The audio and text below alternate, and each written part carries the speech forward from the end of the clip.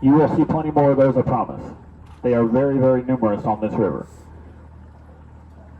All right, ladies and gentlemen, as we take this turn, I'm going to invite y'all to look behind us if you so. Oh, I saw a fish. There's another swamp chicken, another one of those moorhen right there on the left-hand side of the boat. We do have a bunch of fish. We have silver mullet, black mullet, small and largemouth bass. We also have spotted gar and channel catfish, all in the river. And I'm sure there's a bunch more that I just don't know about. The catfish are pretty rare to see. We do occasionally see them. That is an anhinga on the left-hand side of the boat over there, drying her wings off. The cormorant and the anhinga both lack the waterproof feathers that most birds have, and that's intentional. They want to be able to dive and swim underwater very well, and so their feathers actually absorb water instead of repel it. And probably a mom and her babies. Might be a mom and her harem. One there. Crested cormorants on the left-hand side here. Those guys sitting on the log over there. And on the right, we have a female anhinga and a swamp chicken out here. It's all right. I love the enthusiasm. I really, really do. Wait till we come across some of the swamp chickens. Romeo, but he's out. That is actually why they were called that. The Native Americans saw that and thought that they looked like snakes while they were...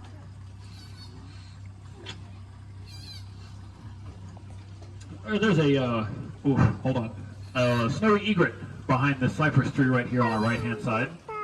It's a big white bird. It's back there. The thing you hear squawking is what sounds to me like a white ibis, but I could be wrong. It could be some form of heron, but I believe that's a white ibis is the sound you're hearing. We've got a female anhinga in this tree here on our left in the middle of the river. We can tell the difference between the males and the females because we've got a couple juvenile swamp chickens on our left, and we've got a rather large alligator in the water on the right-hand side. Well, he's not really in the water. He's over by that log up there. Two of them. There's one a little further back, too. And they are made of blood vessels and cartilage, and they help the alligator store energy from the sun. So that way he can get up and move around at night. They actually hunt more often during the nighttime because it's cooler out and they won't burn as much calories. They don't actually burn any calories while they're at rest because they are cold-blooded. You and I will, even if we're sitting down or even sleeping, we are constantly burning calories no matter what it is we're doing. Reptiles don't have that problem. So they can go a month or two without eating as long as their prey was big enough the last time they took a meal. Now, y'all, I want you to invite you to look down river from here to our right. Everything past this point is wild, untamed, natural Florida. And what I mean by that is the only people that go past this point for the last 80 or so years is the park biologist and scientific crews. And they go down in paddle boats and canoes to do animal studies. We do have a young manatee in the river ahead of us. I'm going to try and bring him on the left-hand side. I don't know if y'all will be able to get a good view of him. He might go into the boat. Sometimes they go into the boat. I cannot back up in this channel because it's so shallow, but he was hanging out there. All right, so I'm going to go ahead and start the turn here. All of our boats have propeller guards on them, by the way. Every single boat that runs up and down this river has a propeller guard on it. The manatees are not in any danger from our boats. We still put the boat in neutral, even though we have the prop guards, just to be safe.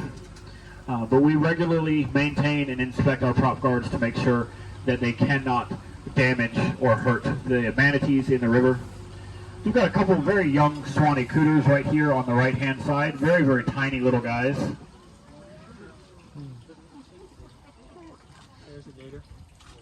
Some of them back there are practicing some turtle yoga. We got a big old gator on the left-hand side of the boat, too. Oh. Right back there. You can see her whole body hanging out.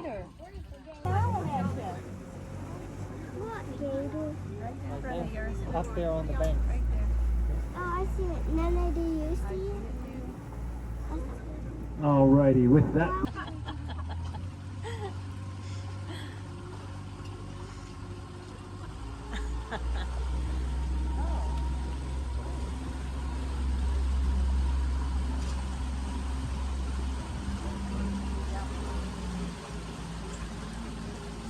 All of these bugs y'all are seeing swimming across the top of the water, those are called whirligig beetles. And in my semi-professional opinion, they are the most terrifying creature we have on the river. They're not a threat to us, however, they are terrifying. They have 4 eyes, 2 sets, one set above the water and 1 set below the water. And they have massive teeth compared to their body. And they hunt like piranha. And so anything that falls in the water that's small enough for them to eat, they swarm it, and they tear it apart and they eat it. And it's genuinely horrifying.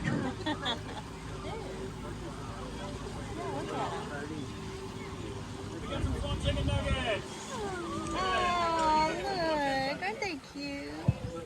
Those are the little baby swamp chickens.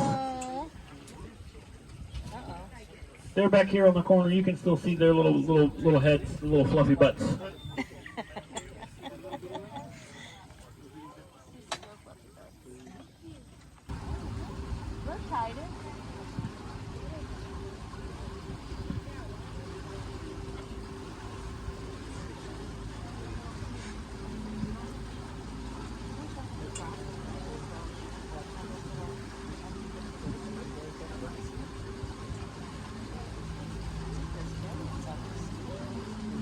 We got some more swamp chicken nuggets on the left-hand side of the boat here.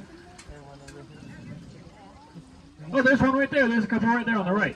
Little black balls of fluff on the right-hand side. Those are little swamp chicken nuggets. They make cute little squeaking sounds. They are not designed for swimming.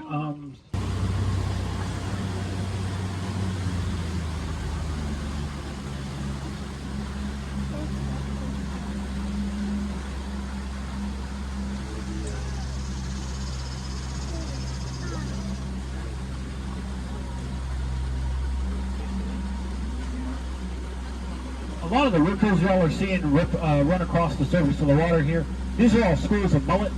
What they do is they'll like hang out, they'll swim real nice and calm around for a little while, and then all of a sudden something will spook them, and they'll take off swimming really fast, and it ripples the top of the water when they do that.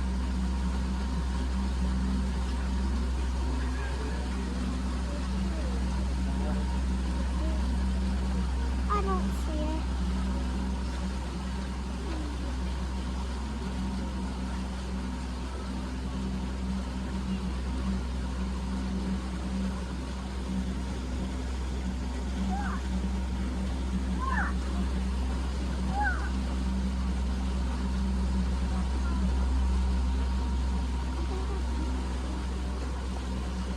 Side is a ibis, and there's a big old gator back there as well. Look at that.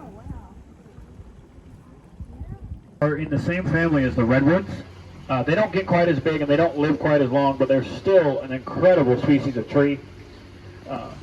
The Native Americans of the area, they used to use them for canoes because they're basically waterproof. So they would cut them down, and through a process that is a ritual that I cannot remember the name of, they would use fire to hollow the logs out and turn them into canoes. And they were so waterproof and so resilient that the way that they would store their canoes was ingenious. Instead of carrying the canoe around with them when they got done using it, they would just pile rocks into it and sink it right there offshore.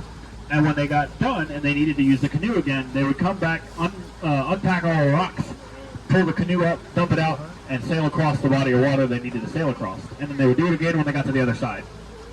And so we're still finding those canoes to this day. That's how waterproof these trees are. Oh, that's it. I guess it comes in handy when you live in the water.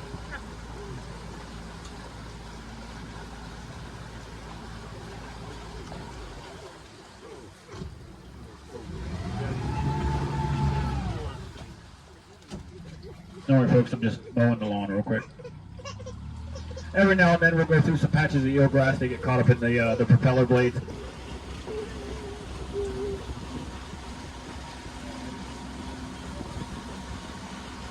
There's a double-crested cormorant right there that just came up on the left-hand side of the boat, and the one that just flew away is a snowy egret or a white heron.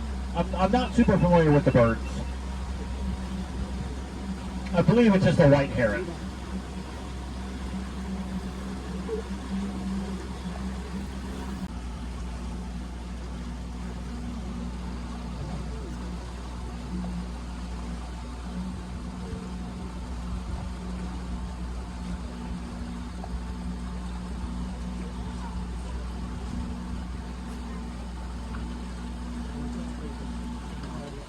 What do we got over here? Somebody, oh, was you really pointing at the wasp nest up there?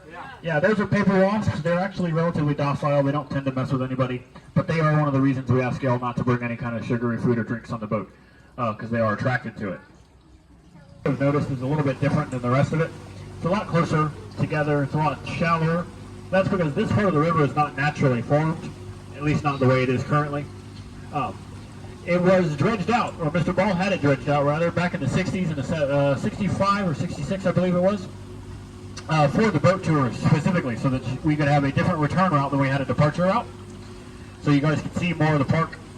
But it also served another purpose in the 60s and the 70s. A whole bunch of movies were filmed back here, and that is why we call this part of the river the River Channel, or the Movie Channel. That is a young, yellow-crowned night heron right there.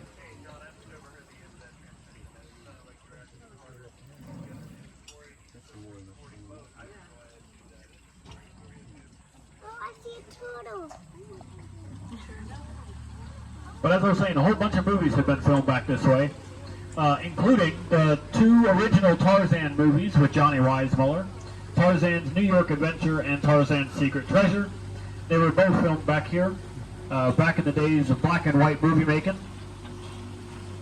They did it this way because it was a lot cheaper to film here than in the Amazon rainforest.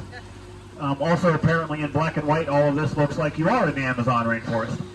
We know today that that's not true, but back in the day they were like, it's good enough. So those birds that y'all hear fighting overhead, those are green heron. I don't know if I've ever seen them fight like that before, but yeah, that's what they are. They're green heron. We have a whole bunch of heron species on the river. So we went back to Hollywood. He wasn't making enough money here. No, this is where those movies were filmed. All 3 of the movies were filmed primarily between this location at Wakulla Springs and Silver Springs as well, also here in Florida. But there's a very special reason that the creature from the Black Lagoon is such a special part of us here at Wakulla Springs. It's not only because it was filmed here, but also because the guy who played the creature, the man, the myth, the legend, Rico Browning, was a lifeguard here at Wakulla Springs before he became the creature. He was actually not cast as the creature initially. He wasn't supposed to be in the movie. But the guy who was supposed to play the creature came out and had a boat tour, just like y'all are doing. And he got to meet all of our scaly friends, just like y'all did. And he decided that the paycheck was not nearly enough money for him to get in the water with the alligators. And so he went home. He bailed. He went out.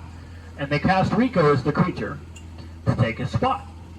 And Rico went on to play the creature for all 3 of the films, and he even went on to start a very prolific career in underwater cinematography, including working very closely with Steven Spielberg on Jaws, and he even helped produce and direct the original show Flipper, the original TV show for Flipper. Is that a little itty-bitty baby gator in front of us? I can't quite see what that is. Yes, I think so. There's a little tiny baby alligator. Look at how adorable that is. It's going to come up on the right-hand side. That little dude is less than a year old. I do always like to use these moments. Is he still above the water? Okay, we're clear. I didn't want a chance running him over. Betty is a special bird because she is technically a rescue. She's a native to Wakulla Springs, but a few years back, we found her with a hair tie tied around her bill. She was unable to eat or drink, and she was slowly starving to death. A couple of our rangers, who are still here today, risked life and limb and several injuries to rescue her and get that hair tie off of her bill. All of this took place on the day that Betty White passed away. And so that anhinga there on the end of the dock